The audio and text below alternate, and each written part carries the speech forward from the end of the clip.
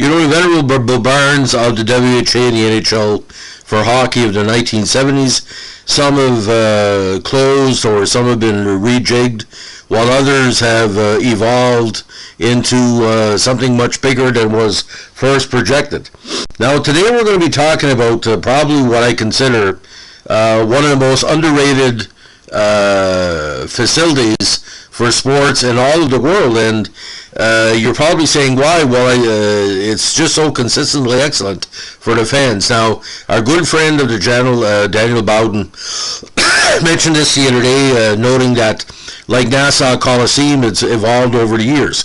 Now, the XL Center, which originally known as the Hartford Civic Center, is a multi-purpose arena and convention center located in Hartford, Connecticut. It is owned by the city and is managed by the quasi-public Capital Region Development Authority under lease with the city and operated by Spectra. In December 2007, the center was renamed when the arena's naming rights were sold to the XL Group Insurance Company in a 6-year deal. The arena is ranked the 28th largest amongst college basketball arenas. It opened in 1974 as the Hartford Civic Center and was originally located adjacent to the Civic Center Mall, which was demolished in 2004. It consists of two facilities, the Veterans Memorial Coliseum and the Exhibition Center. Now, on March 21st, 2007, the CRDA selected the Northland and Schutz Entertainment Group proposal to operate the arena complex. Northland also developed the Hartford 21 residential tower on the adjacent Civic Center Mall site. It was revealed that Northland will assume total responsibility for the building, paying for any and all losses, and will keep any profits. In 2012, the CRDA put the contract out to bid with hopes of combining the operations with Rentschler Field.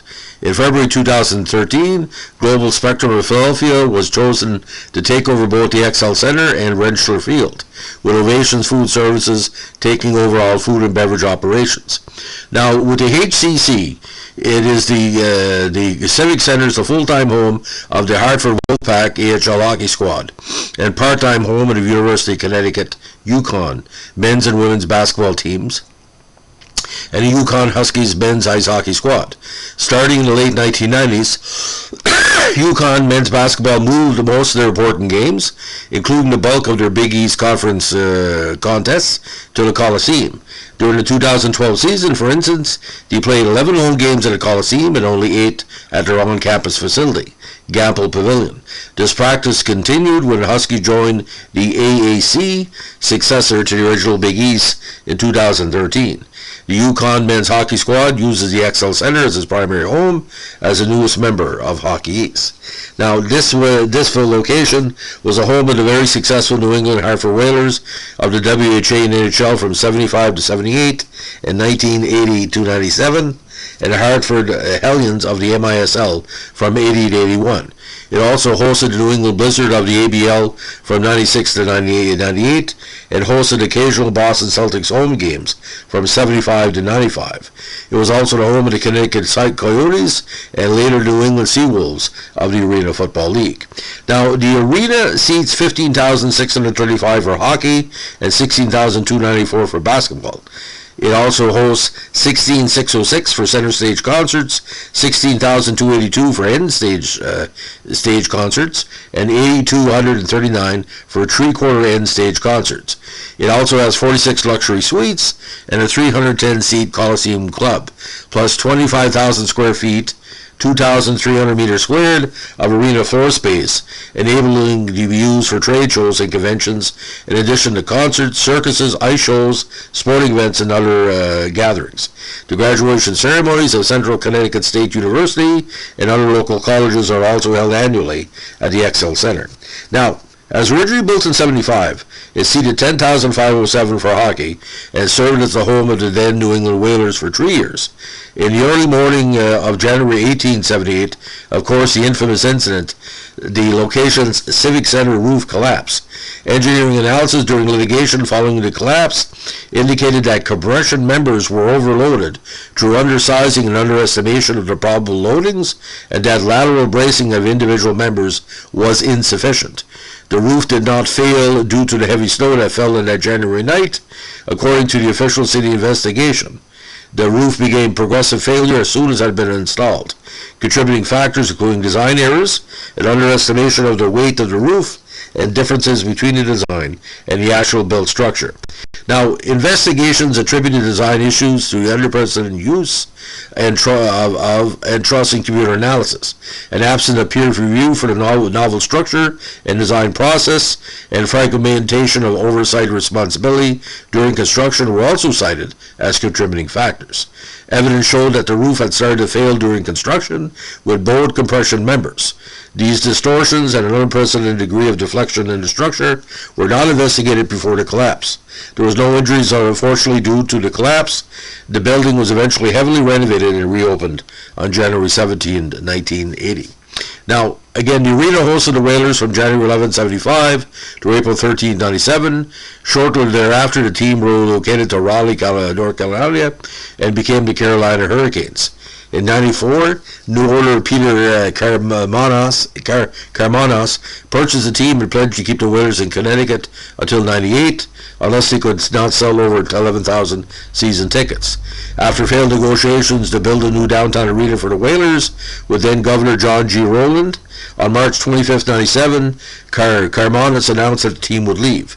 The New York Rangers, looking to capitalize on Hartford its potential market, placed his farm team there to become the Hartford Wolfpack, starting in 97. After a short stint as the Connecticut Whale, they were reverted to the Wolfpack moniker in 2013. Renovations were completed in October 2014.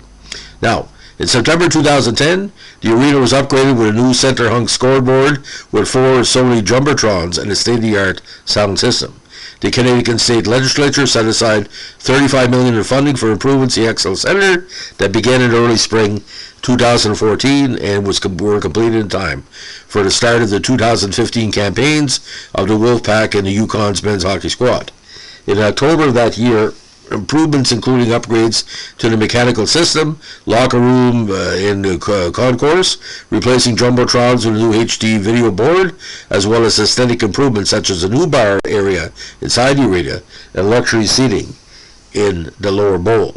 A portion of the $35 million allocation went towards the study on the arena's long-term viability, either more major renovations or replacing it with a new facility.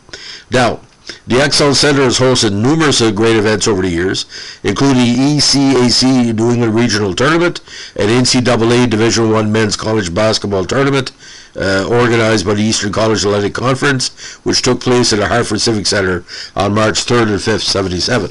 The tournament champion received an automatic bye to the NCAA Men's Division Basketball Tournament. Now, the 82 Big East Conference and the 89-90 America East Conference men's basketball events were also held here, as well as occasional games of the Yukon Huskies men's basketball squad. Now, the rock group The Grateful Dead performed a 2-night stand in the arena on October 14 and 1583. The concert from October 14th was released in its entirety on the 96 live album Dick's Picks Volume 6. The PBR, Professional Bull Riders, made their first ever visit to the XL Center for a Built for Tough series, now known as the Unleash the Beast series, event the weekend of October 7 and 9, 2011. The location also hosted the Kellogg's Tour of Gymnastic Champions in 2016. The arena has also hosted many pro wrestling events, including the 1990 Survivor Series, WrestleMania 11, 2000 No Way Out, 2004 Vengeance, and 2019 Money in the Bank. Now, capacity for hockey has changed over the year from 10,507 in 75 to 14,000 in the 70s and 80s to 15,000 in the late 80s, and presently 14,750. For basketball, right now it's 15,564. Now, numerous Boston Celtics games have been played there over years, with Boston winning actually the majority of them. They had a severe win streak in the 1980s. Now, international basketball games.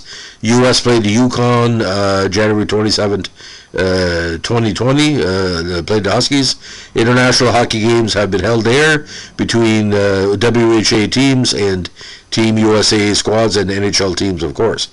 Now, attendance records for Yukon attendance records basketball programs have ranged in the 7,000 to 8,000 people range. Now, as for the exhibition center, it consists of a 68,855 square foot exhibit hall, a 16,080 square foot assembly hall that can also divide into 2 meeting rooms, plus 7 meeting rooms totaling 7,390 square feet, and 2 lobbies totaling 6,100 square feet. It is used for trade shows, conventions, banquets, meetings, and other events.